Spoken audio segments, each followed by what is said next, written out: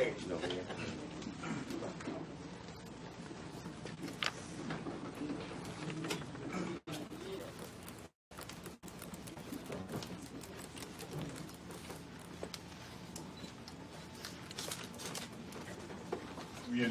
muy buenos días a todos y a todas. Bienvenidos al Diálogo Interamericano y muchas gracias por estar con nosotros esta mañana. Veo muchas caras nuevas que no había visto, entonces es un gusto tenerlas aquí con nosotros en el diálogo. En los últimos 2 meses Bolivia ha sido bastante movido, ha generado mucha controversia. Hubo elecciones presidenciales el 20 de octubre. El presidente Morales iba para su 4º mandato, pero había acusaciones de irregularidades, de fraude. La última informe de la OEA también ratifica. El resultado fue renuncia del presidente Morales y su salida del país. Primero a México, luego a Cuba y tengo entendido que hoy va a Argentina.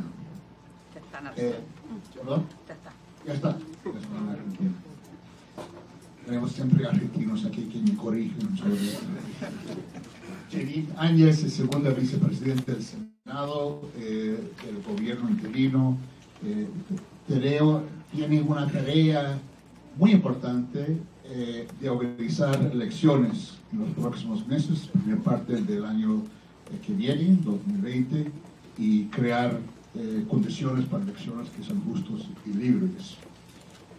Sin duda, Luis Fernando Camacho, que fue prácticamente desconocido, por lo menos afuera de Bolivia, hasta hace muy poco tiempo, ha surgido como un protagonista muy importante y muy relevante de este drama en Bolivia a partir del 20 de octubre hasta el 10 de noviembre, cuando él lideró protestas masivas, callejeras contra Evo Morales.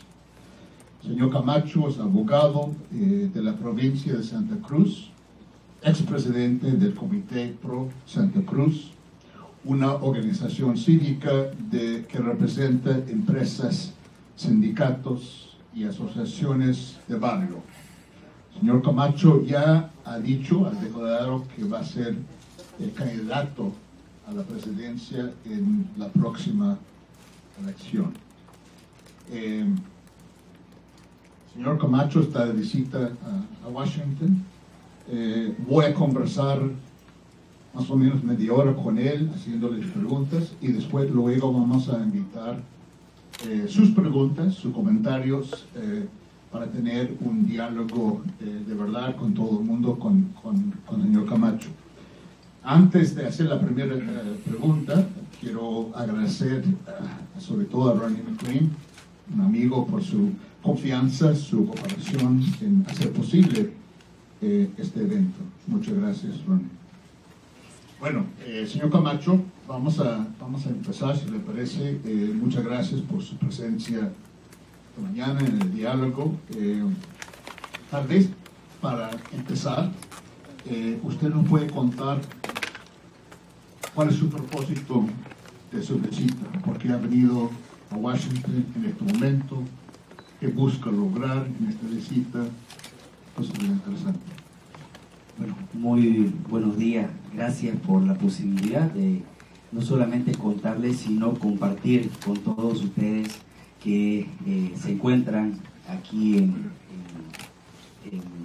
Estados Unidos y han formado parte. Justamente el principal objetivo de poder venir hasta Washington es donde se encuentra una de las comunidades más grandes de bolivianos que hay fuera de nuestro país, y en el cual han formado parte importante también en nuestra protesta, porque no solamente fueron en las calles de Bolivia, traspasaron frontera y los bolivianos se hicieron conocer en el resto del mundo por su voz, gritando que querían justamente un cambio, que querían democracia, que querían libertad, y ese ha sido el fin.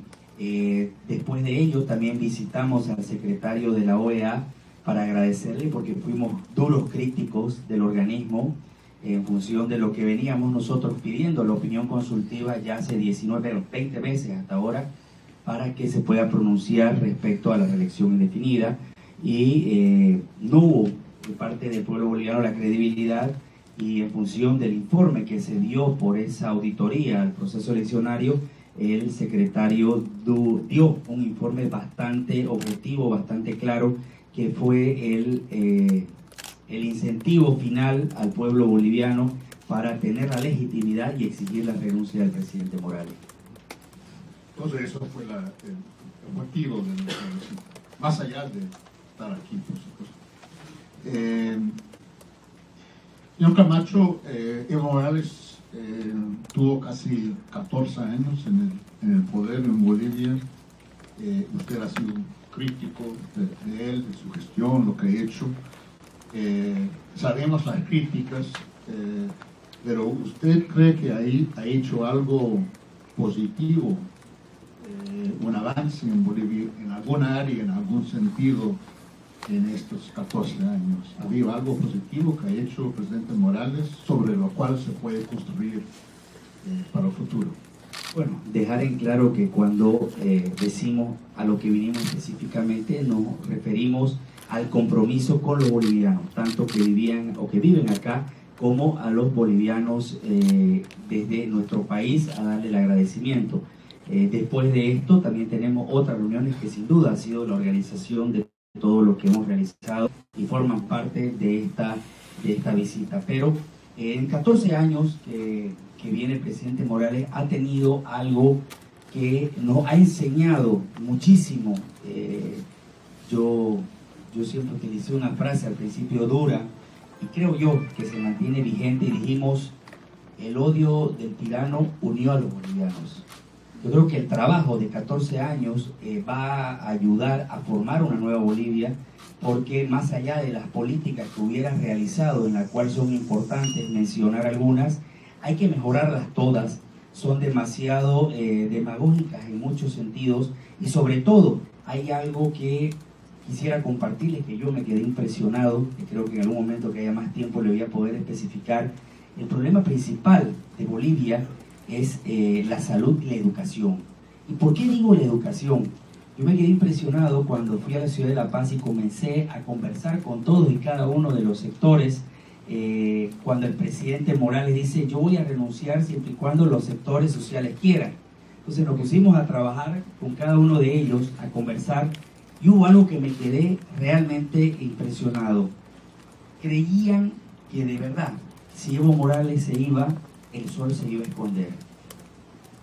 Y ese es un problema totalmente de educación. Ese es un problema que debemos nosotros trabajar, porque cuando empezamos a conversar con ellos, le preguntamos si ellos tenían mejor calidad de vida, si ellos tenían mejor trabajo. Lo único que tenían era la ilusión de llegar algún día al sueño de una Bolivia, como decía Evo Morales, sin discriminación, sin racismo, con igualdad social. Pero la única diferencia es que la discriminación y el racismo se dio la vuelta. No se trataba de una victimización solamente de algunos sectores, sino que se generó el odio frente a aquellos que eran los agresores de esos indígenas. Entonces comenzó a fraccionarse la diferencia entre bolivianos. Lo que hemos conseguido en 21 días es romper el estigma y romper el discurso de división entre el pueblo boliviano, entre las clases sociales o entre los indígenas y los otros sectores, y demostramos claramente que los bolivianos podemos ser uno solo y que unidos en las calles podemos derrotar a cualquier dictador o cualquier persona que quiera romper la Constitución. Porque recuerdo que finalmente el día sábado, antes de la renuncia de Evo Morales, todos los sectores, excepto el 7% del Alto, pero todos los sectores pedían la renuncia de Evo Morales. Todos los sectores. Y esa fue la unidad que se generó en el pueblo boliviano, y fue la unidad que se generó en base a un discurso divisionista. Si bien habían políticas interesantes como la nacionalización de los hidrocarburos, tenemos un yacimiento quebrado. No tenemos hasta ahora la posibilidad de seguir exportando más o explorando más hidrocarburos. Si hablamos del proceso de educación, lo único que sembramos fue odio y división frente a querer imponer culturas en otras regiones regiones obviando las culturas propias, no habiendo ese equilibrio. Entonces, creo que el discurso es bonito mientras se aplique en equidad e igualdad entre todos los bolivianos. Muy bien, bueno, siguiendo un poco en esa línea, sí, puede ser 7% en el alto que no está pidiendo la renuncia del único sector, pero el partido político creo que más mayoritaria, más coherente en Bolivia hoy día es el partido de Evo Morales, que tiene mayoría en ambas cámaras. ¿Cómo usted piensa? Este momento parece que hay mucho haciendo juicios contra Morales. O sea, si lleva el caso, creo que ayer lunes a Corte Internacional para crímenes de lesa humanidad contra Morales. También ha habido casos de, digamos, venganza y allanamientos de casas de funcionarios que han trabajado con Evo Morales. O sea, ¿cómo usted ve eso? ¿Cómo se puede llegar a tener una Bolivia unida, sin divisiones, sin polarizaciones? Porque usted plantea los temas de salud, educación, economía, todo eso, pero si tiene un país que está totalmente dividido, si no hay ninguna confianza, no hay posibilidad de consenso, porque los juicios contra el interior generan una reacción. ¿Cómo espera lograr lo que usted dice como objetivo si hay ese tipo de venganza? Y la venganza puede tener todo mérito, no estoy diciendo que no, o sea, justicia, hay que respetar las reglas del juego, el debido proceso y todo eso, pero haciéndolo podría provocar una reacción que hace más difícil la tarea de unir el país. Pero primero que nada hay que hacer una pequeña gran diferencia. No es lo mismo reflejaba o decía reflejar en la retórica constante. Entonces, las encuestas que han salido el día de ayer, justamente que hicimos, hablamos de un 67% del pueblo boliviano que pide unidad por encima de trabajo y economía. Esa unidad es la que se vio reflejada en las calles. Si está hablando de un 30 o 25% que tiene el partido del anterior gobierno en popularidad, tiene la diferencia que es la unidad que se reflejó en las calles para pedir su renuncia. Los mineros pidieron su renuncia, los conchorrojos pidieron su renuncia, los sectores a los que él se refería, que era el sector indígena, pidieron su renuncia. Entonces, lo que se vio en Bolivia reflejado frente al último día domingo fue un Evo Morales solo en Palacio, frente a todos los sectores pidiendo su renuncia, él y Dios solamente en Palacio. Sin una bala, sin un tipo de agresiones, hasta el día en que renunció Evo Morales, los muertos fueron de nuestro lado. Los muertos fueron en Cochabamba, los muertos fueron en Santa Cruz, identificados, cuyos asesinos se encuentran detenidos, hijos de diputados del MAS, hijos de alcalde del MAS. Eso era lo que queríamos demostrar y fue cuando empezamos a pedirle que cumpla su palabra cuando Evo Morales dijo que con un solo muerto en su gobierno iba a renunciar, identificado de quiénes eran. Entonces, la división que se da frente a lo que ha sucedido era lo que le comentaba, la división que había frente a lo que decían que los odiábamos, que la gente de la ciudad odiaba a los campesinos, a los indígenas, se fue profundizando en un discurso. Grande fue mi asombro cuando le digo que empecé a hablar y los sectores me decían es que si Evo se va, el sol se va a esconder. Ahí me di cuenta de la gran mentira y la mucha falta de educación que tenemos nosotros para poder creer, y sobre todo el sentimiento frente a lo que había. Mucho de ello, y está escrito por si acaso en una de las denuncias, lo amenazaban con que si no salían iban a quemar su casa, le iban a violar a sus hijos, y eso está. Eso es lo que queremos romper. No va a ser fácil, porque hay también quienes todavía de forma muy ingenua creen en un discurso. Hermoso fuera que el discurso de Evo Morales hubiera sido cierto. Inclusión, no al racismo, no a la discriminación, la unidad de los bolivianos. Ojalá eso se hubiera hecho posible. Si eso hubiera sido posible, Evo Morales seguiría en el lugar que está. Hubieran salido a defenderlo sus sectores frente a la soledad en la que quedó. Y la última llamada fue al sector minero el día sábado para que salgan a defenderlo. Le dijeron defenderlo de qué si no hay convulsión. Él ha renunciado por un autogolpe solo en Palacio un domingo sin ningún tipo de convulsión social. ¿Cómo usted ve la más que ahora. Es un más porque estoy un poco confundido. Es un partido que tengo entendido que apoyó el proyecto de ley para nuevas elecciones, que se dio frente a la cuestión de elección de Evo Morales, pero al mismo tiempo hay sectores, ahora Morales dice que es jefe de campaña para el MAS, hay sectores que sí leales a él. ¿Cómo ve ese partido? O sea, ¿está dividido? Me está contando que usted cree que mucha gente del MAS está interesado en otro tipo de política, de otro proyecto que el presidente Morales. ¿Puede explicar un poco cómo ve el partido? Porque no parece una contradicción en cuanto a la manera de negociar, que fue muy bien con el gobierno interino, pero al mismo tiempo mantener una cierta lealtad a Morales. A ver, la contradicción no solamente se da en el partido, la contradicción se da afuera. En México le dan la calidad de asilado político, sin embargo, lo dejan hacer política, incentivar y hablar y generar violencia desde México. Por lo tanto, la transgresión a las normas no solo se da en Bolivia, la transgresión a la Constitución por parte de Evo Morales, sino lo hace desde otro país. Después de ello, lo invitan a Argentina diciendo que lo invitan a Evo Morales y no a Yanine, porque reconocían de que Evo Morales era el presidente de Bolivia. Sin embargo, su parlamento aprobó la renuncia de Evo Morales.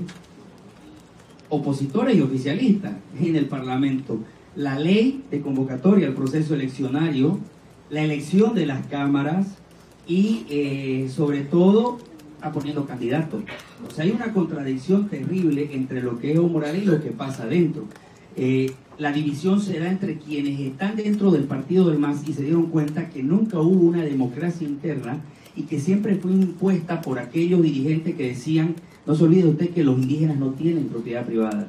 Los indígenas se basan en comunidades y las comunidades tienen una dirigencia y su dirigencia es la que dispone de quién es la tierra o no. Frente a eso le decían: si perdemos, perdemos eso. O sea, había una jugada muy psicológica frente a la necesidad y la pobreza de la gente. Eso genera una madurez política, no solamente una madurez del pueblo boliviano frente a la protesta y la exigencia de renuncia. Hay una madurez interna del partido en la que dicen: ahora no estamos en el gobierno por los errores que cometió nuestro presidente, por la vulneración a los derechos, por la vulneración a la Constitución. En realidad el proyecto que ellos tenían consciente de que deberían ir se ha ido fuera por nada más que la ambición política dentro de un presidente. Esa división se da interna en el MAS. Muy bien, bueno, tengo 3 preguntas más y después usted puede ser paciente. 3 preguntas más, por favor.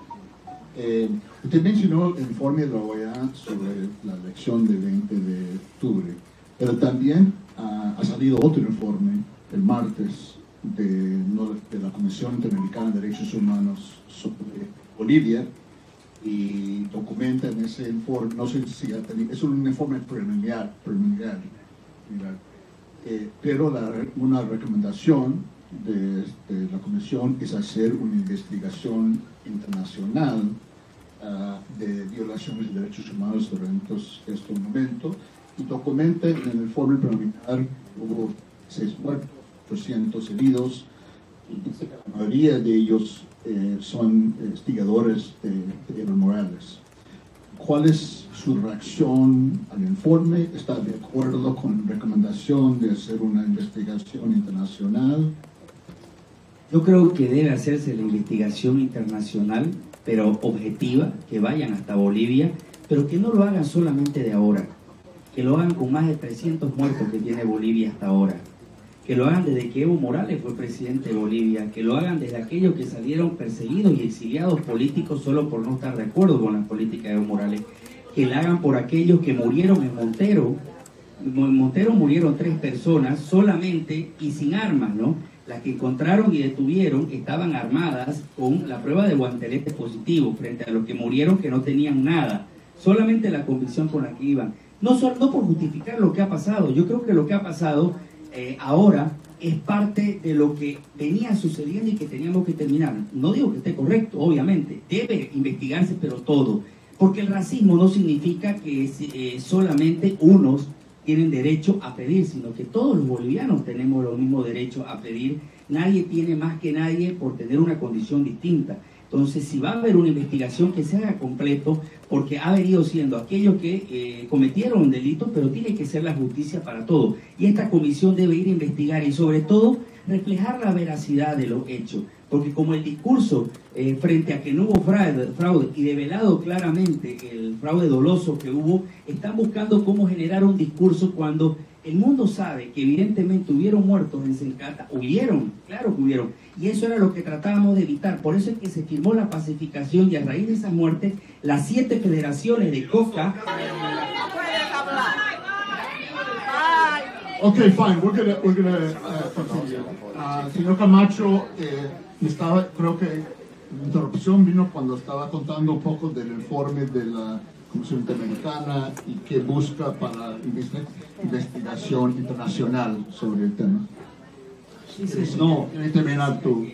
Gracias. Le decía que es importante investigar no solamente las muertes de hoy, sino todas las muertes que se han dado en Bolivia. No se puede hacer menos porque alguien sea o no sea de una u otra clase. Creo que todo se debe investigar en función de los antecedentes y lo que sucede. Estamos de acuerdo, y estamos de acuerdo con que vaya una comisión, estamos de acuerdo, pero que se hagan informes objetivos, reales, de lo que ha sucedido. Es importante reflejar la verdad. Yo estuve en la ciudad de La Paz muchos días, vi la valentía del pueblo paceño frente a algunas agresiones, pero sobre todo vi la madurez. El Alto bajó durante 2 o 3 veces, durante los días que estuve 2 o 3 veces, sin muertos, de verdad. O sea, estoy diciendo que la gente que bajaba del Alto bajaba en una marcha pacífica. Sin duda que la gente que vivía en La Paz estaba preocupada, pero no hicieron ningún tipo de desmanes hasta lo que sucedió en Sencata. Y en Sencata lo que sucedió fue gente que no estaba bajo un principio de libertad, ni de democracia, ni bajo un objetivo. Estaba peleando a un hombre que quería estar en el poder, ni siquiera una ideología, ¿no? Y muchos de ellos, y están las pruebas, estaban pagados. Yo me he reunido con gente, y tengo escrito de gente que me ha hecho llegar del Alto, de distintos lugares, y los indígenas, que los amenazaban si no salían con justamente sus familias y sus casas. Y parte de esto es, mire usted, el señor de los ponchos rojos que nos da el apoyo para pedir la renuncia de Evo, le queman su casa al día siguiente. Eso no es democracia. Eso no es democracia. Y eso también son derechos humanos. Y eso también es parte de la libertad que debe proteger la Organización de Estados Americanos frente a lo que pasa en Bolivia. De ellos hubieron muchos, y estamos hablando de un indígena, estamos defendiendo a un indígena que hizo simplemente una alusión. Los mineros de la misma manera, preocupados, llegamos a alquilar 36 casas en la zona sur porque querían matar a aquellos que disentían de lo que pensaban. Eso tampoco es democracia, eso es lo que queremos quitar, la radicalidad de quien piensa distinto. El que piensa distinto puede participar, de decir yo pienso distinto por esto, pero propongo esto. No entremos al escenario de simplemente gritar y no escuchar bajo la lógica de que yo quiero imponer y no quiero una Bolivia mejor. Muy bien, muchas gracias. 2 preguntas más. Yo conozco a bolivianos que reconocen el papel que usted ha jugado en los últimos meses, pero dicen al final, bueno, ser presidente es otra cosa. Usted es un líder cívico, usted no es político, nunca ha tenido un cargo en gobierno, nunca ha presentado para un cargo. Y mira la región, todos los presidentes le van mal. O sea, ¿por qué quiere ser presidente? O sea, ya tienes un legado. O sea, ¿por qué quiere? O sea, mira a sus vecinos, la presidenta no lo va muy bien. ¿Por qué usted busca eso? Hay una diferencia entre lo que construimos todos los bolivianos. El legado no es solamente de Luis Fernando, el legado es de todos los bolivianos que viven dentro y fuera de Bolivia, que formaron parte de esta lucha, porque el apoyo internacional fue impresionante. Pero nosotros, cuando estuvimos en el escenario democrático, y todos los bolivianos en unidad, porque una golondrina no hace verano, solito Luis Fernando no hubiera hecho nada, era la unidad del pueblo boliviano la que generó el éxito de lo que tuvimos en nuestra democracia y nuestra libertad. Y cuando estuvimos en ese proceso, nosotros nos dimos cuenta, no íbamos a ser candidatos, y lo dijimos que no teníamos la idea de ser candidatos, clarísimo fue la posición, pero también escuchamos frente a se recupera la democracia, renuncia Evo Morales, y le preguntan a algunos candidatos, no vamos a decir a todos porque no fueron todos, qué pensaban frente a lo que venía. Y él dice, no estamos de acuerdo a la renuncia. Solo queremos nuevas elecciones con los mismos actores frente al burdo fraude. Mire usted, frente al burdo fraude. Entonces nos dimos cuenta que estaban buscando ser nuevos candidatos a nuevos procesos eleccionarios, pero con Evo Morales, y participaban que Evo Morales siga. Le estaban dejando a Evo Morales que busque fortalecerse dentro de Bolivia frente al fraude evidenciado por la OEA. Entonces nos reunimos a nivel institucional y dijimos, no puede ser que los bolivianos, yo he estado en los días de paro, en los 21 días de paro, en las calles, y nos hemos dado cuenta de cómo eran las 4 de la mañana y las mujeres con hijos de 13 días de nacido estaban en las calles con una manta encima del coche. Veíamos a la juventud que históricamente hizo los grandes cambios en Bolivia, pero que estuvo guardada en sus casas durante muchos años, durante los 14 de Evo Morales, y volvió a las calles, amanecía en las calles, hombres y mujeres. La juventud tomó las calles nuevamente y dijo, no nos movemos hasta que nuestra democracia vuelva a Bolivia. Y es difícil con la juventud porque finalmente son sus principios, son sus convicciones. En casa acarrea al papá, a la mamá, todito. Y frente a ello dijimos, vale la pena dejar el trabajo de los bolivianos, y pedimos durante mucho tiempo que la juventud que estuvo participando en las calles y recuperó su democracia sea la que participe en política y forme parte de la nueva Bolivia, porque son los jóvenes los que con convicción y principios, no por cargos ni intereses políticos, formaron parte de la recuperación de la democracia. Que sean ellos los actores de la nueva política. Y sin número de reuniones que tuvimos, pedían la participación de la juventud, pedíamos la participación. ¿Y cuál fue el efecto que tuvo este paro para que me incentive a ir a la candidatura? Darme cuenta que si el paro fue un éxito, no fue porque Luis Fernando Camacho era el genio de la lucha, fue porque Luis Fernando Camacho escuchó lo que el pueblo quería, nada más. Porque el líder de esto fue el pueblo, fue la juventud y fueron las mujeres. Y en forma de cómo pedían y asistían,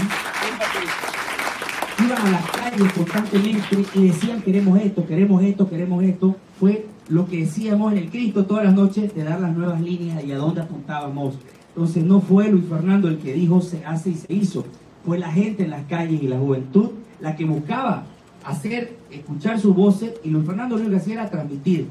Puede ser que nos la jugábamos, fuimos a La Paz, pero teníamos el respaldo de un pueblo, teníamos la esperanza de un pueblo, teníamos la ilusión de un pueblo, y eso era lo que nos incentivaba a luchar. Entonces ahí me di cuenta de que no era el problema el que los políticos hacían las cosas sin escuchar al pueblo. Era ese el problema en realidad, que no escuchaban y actuaban en función de lo que quería el pueblo, y el éxito de ello fue escuchar. Luis Fernando en La Paz termina siendo intocable para el gobierno, no por ser Luis Fernando, porque había un pueblo que respaldaba la lucha democrática, y eso, si hacen todos los gobernantes, va a llevar a Bolivia a formar una esperanza nueva.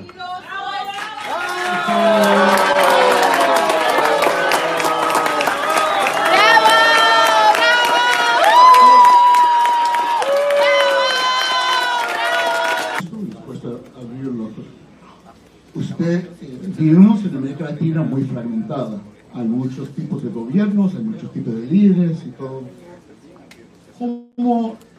¿Qué es el referente para usted? Si usted busca ser presidente de Bolivia, ¿nos puede dar una figura, un nombre de otro país, o tal vez en la historia de Bolivia mismo, que usted ve como un modelo, pero un referente, alguien que le parece que ha hecho o está haciendo las cosas bien, que básicamente está alineado con su pensamiento y usted coincide con esa persona? Hay figuras en Bolivia, históricas, corrientes, y también otras figuras latinoamericanas que le parece que está haciendo bien.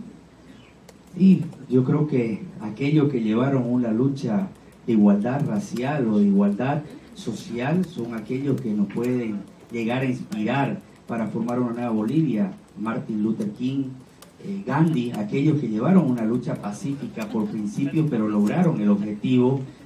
Mandela, fueron hombres que cambiaron el mundo, no solamente su país, pero con la coherencia, la madurez y sobre todo la convicción que de aquello que estaban haciendo era lo correcto para su país, y ellos han trascendido prácticamente el mundo. Bueno, muchas gracias. Vamos a abrirlo para... Insisto, son dos cosas. Primero, que se identifica quién son, y segundo, de dónde viene, la afiliación, y segundo, que sea muy conciso y muy breve. No voy a permitir discursos, no es un momento de discursos. Voy a expresar su punto de vista, hacerle una pregunta al señor Camacho, pero no va a haber discursos, no hay tiempo y no hay, este evento no es para eso. ¿Ok? Bueno, empezamos, usted ha sido muy paciente, empezamos. ¿Quieren recoger varios? No, lo que sea necesario. Lo único que quisiera pedirle, si puede ser, que le dé el uso de la palabra a ellos, que también está siendo parte de la protesta, para ver cuál es su duda y se les pueda responder. ¿Un tiempo? No, desde luego. ¿Va a haber tiempo? Desde luego. Is it going to be time? Mi nombre es María Bueno, Saitusi. pero no hay discursos acá. Es muy breve. ¿Ah? No, pero muy breve. Pregunta. Exacto. Soy Teresa Iturri y soy un médico boliviano. Usted, señor Camacho, me conoce. El 13 de septiembre estuvimos en la CIDH haciendo denuncias ante de mí, ¿verdad? Entonces, no le voy a hacer preguntas acerca de su candidatura. Todo boliviano tiene derecho a participar en las elecciones, pero sí me voy a abocar mucho a lo que es lo cívico. Usted ha sido presidente del Comité Cívico de Bolivia y antes de que usted renuncie a ser presidente del Comité Cívico de Bolivia, los comités cívicos de Bolivia hicieron un acuerdo firmado de ir a un paro escalonado y un paro general nacional, donde Santa Cruz también firmó el acuerdo, y Potosí también, ¿no? Entonces, antes de que usted renuncie, también se le hizo llegar una carta de parte de los comités cívicos de Bolivia respecto por favor, al presidente interino. Por favor. Yo quisiera saber si usted recibió esa carta acerca del presidente interino, la vía por la cual Bolivia dejaría de estar en problemas en este momento, ya que el 21 de enero de 2020 se expira la Cámara de Senadores y Diputados, entonces también se expiraría nuestra presidenta interina. Pero en esa carta se pedía a usted que también transmita a la presidenta interina esa carta. Gracias. No sé si usted la hizo, porque sí se le Por favor, No la recibí. Ok, está bien. Está claro. Ya, sí. Gracias. Señor.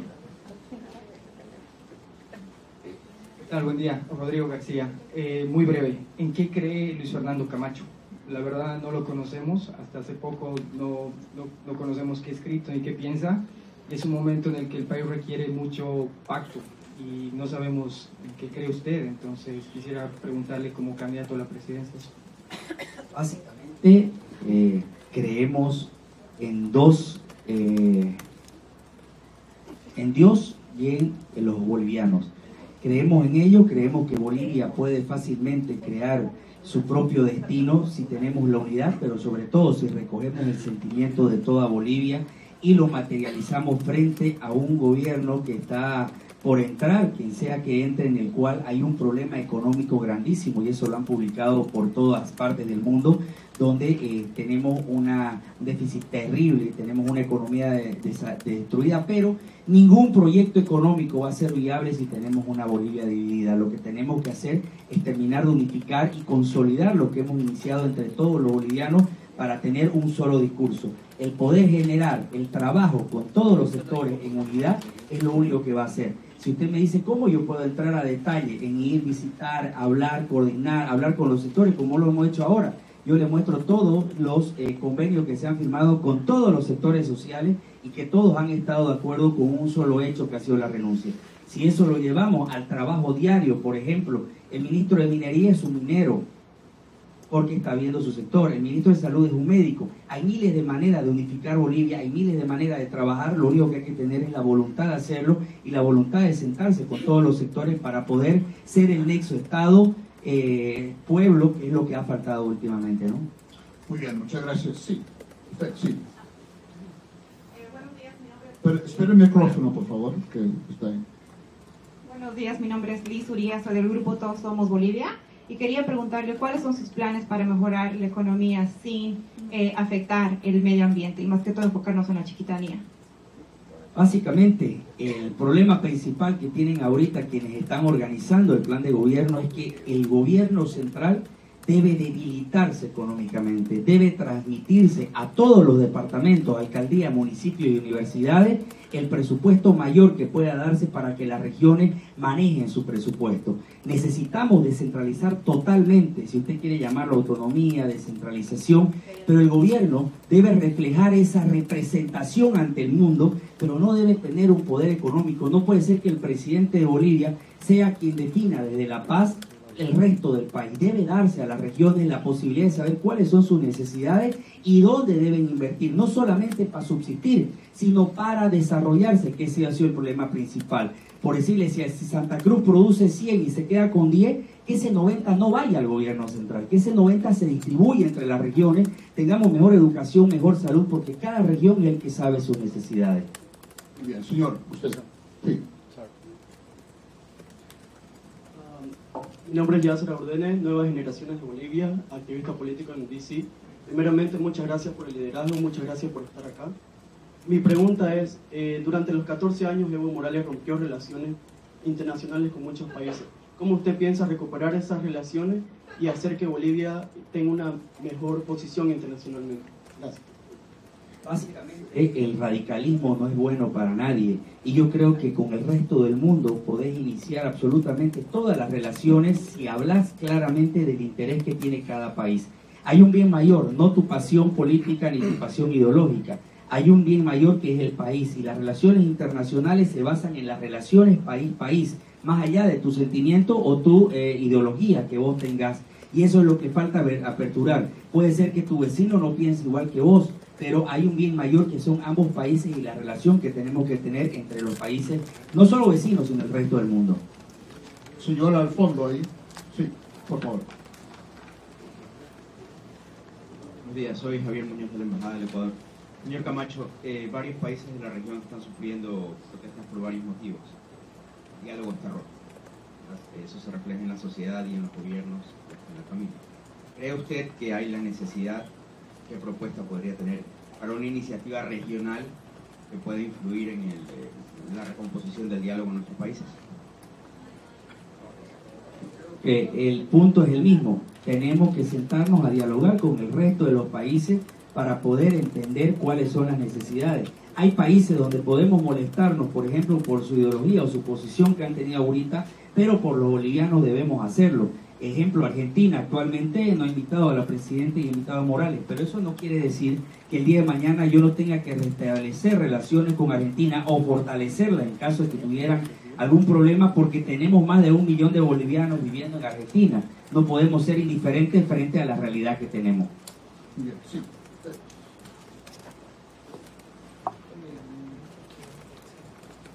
Gracias. Mi nombre es Paola López, represento la plataforma Mujeres Fuertes. Primero, gracias por luchar por nuestra democracia. Segundo, el moderador dice algo muy importante. El MAS aparentemente para el mundo es un partido político fuerte, pero hay un instrumento que nos han dejado, que es la constitución política, la cual han modificado a su antojo para que justamente en este momento parezca para afuera que ellos son fuertes.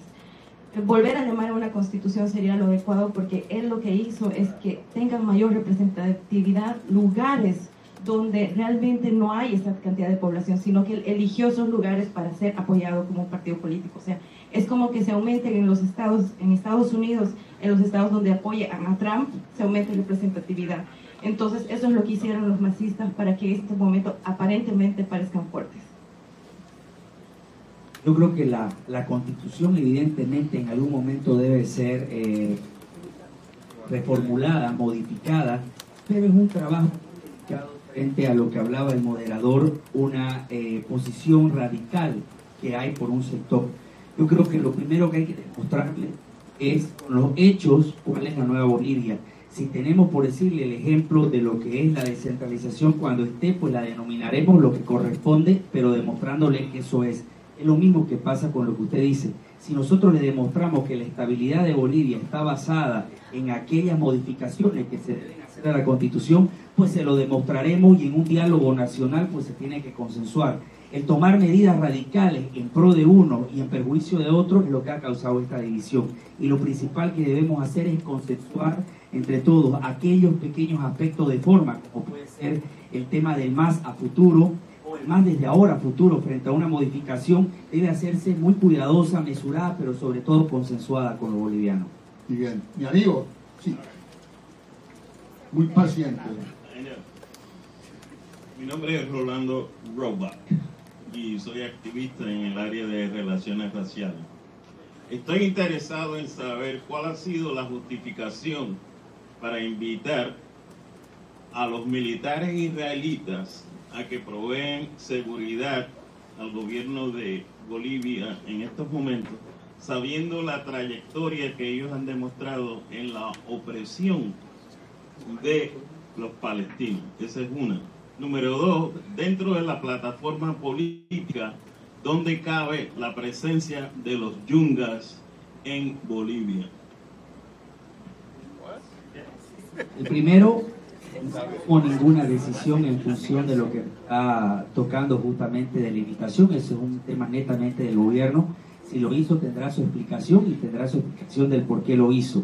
Con respecto a los yungas, nosotros estuvimos justamente en la ciudad de La Paz, hemos coordinado con ellos, y lo más interesante es que no solamente fueron los segundos en pedir la renuncia de Evo Morales, sino que son parte de la unidad y funcionan claramente en lo que fue la pacificación, la marcha, el apoyo y el planteamiento de lo que es la legalización de la coca, y quieren inclusive exportarla bajo la posición medicinal, bajo la posición de lo que es su planta ancestral y bajo lo que es su identidad. Ellos se identifican, pero hablan claramente algo y dicen: coca no es cocaína.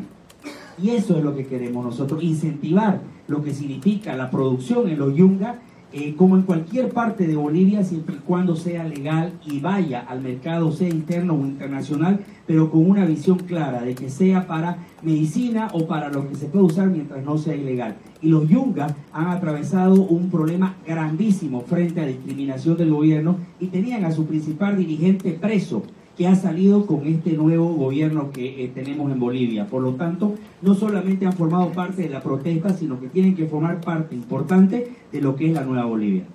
Gracias, señor. De este lado, vamos. Aquí. Buen día a todos, soy el abogado Fernando Villarruel. La pregunta va relacionada primeramente a una reflexión. Todo lo que ha sucedido acá es porque los bolivianos aún no hemos sanado nuestras heridas. Y de ahí viene la importancia de pasar de la borrachera de la alegría de haber recuperado Bolivia a reconstruir un país. Es importante que los bolivianos aportemos con propuestas, aperturemos el debate, y con relación a las propuestas, aquí esta fracción de bolivianos que tú estás viendo es mínimo. Hay muchos más bolivianos aquí. Hay personas que están 20, 30 años y se van a seguir quedando aquí. Entonces, un proyecto país, no solamente de un candidato, sino de todos, debe contemplar las necesidades de la comunidad boliviana en el extranjero. Esa es una verdadera unificación y espero que así lo tomen. Gracias. Muy amable. Sí, por favor. Hola, buenos días. Ana Laura Pereira, de RT en Español. Mi pregunta es, usted habla de unidad nacional, pero la Federación Internacional por los Derechos Humanos denuncia que el Comité Cívico Pro Santa Cruz es promotor de violencia, racismo y discursos antiindígenas en Bolivia. ¿Por qué surgen tan a menudo este tipo de acusaciones? Y en ese sentido también existe una polémica sobre su fundamentalismo cristiano, porque ha mencionado a Dios en todas las apariciones y ha puesto la Biblia en el palacio, afirmando que no volverá a la Pachamama a ese lugar. En un Estado plurinacional, con diferentes tradiciones y creencias, ¿lo considera apropiado? Quisiera hacerle una consulta. El dato, le pasaron la pregunta o la hizo, porque yo nunca hablé de que la Pachamama no vuelva, yo solo hablé de Dios. ¿Ya?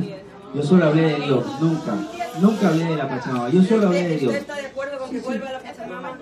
Yo creo que Dios debe volver, ajeno a que pueda representar a alguien de la sociedad. Perfecto, nadie la ha sacado a la Pachamama. Lo que hemos hecho es incluir a Dios del Palacio, que fue la primera acción que hizo Evo Morales, que fue sacarlo.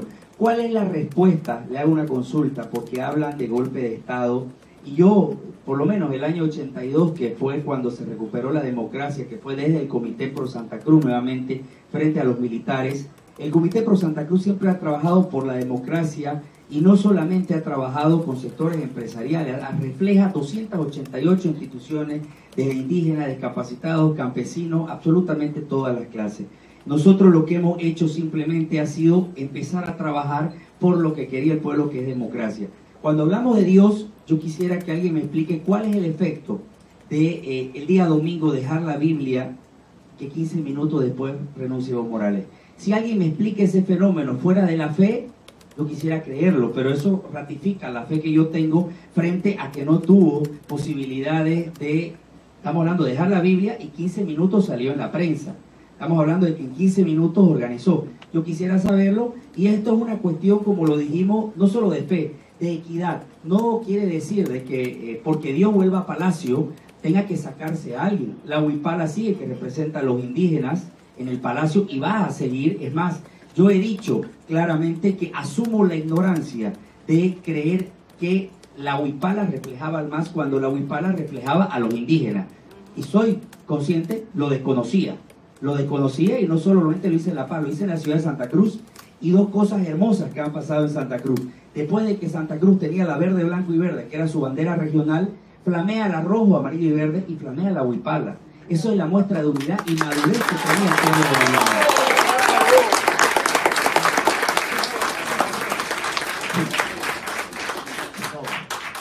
Buenos días, Camacho. Quería hablarte y preguntarte, perdón. ¿Su nombre, sobre por favor? Elalia. Quería preguntarte sobre lo que dijiste de los indígenas. Yo trabajo también con Amazon Watch y también con la organización de Leonardo DiCaprio, que mucho apoyan a los indígenas en Brasil, en Bolivia, en toda Sudamérica.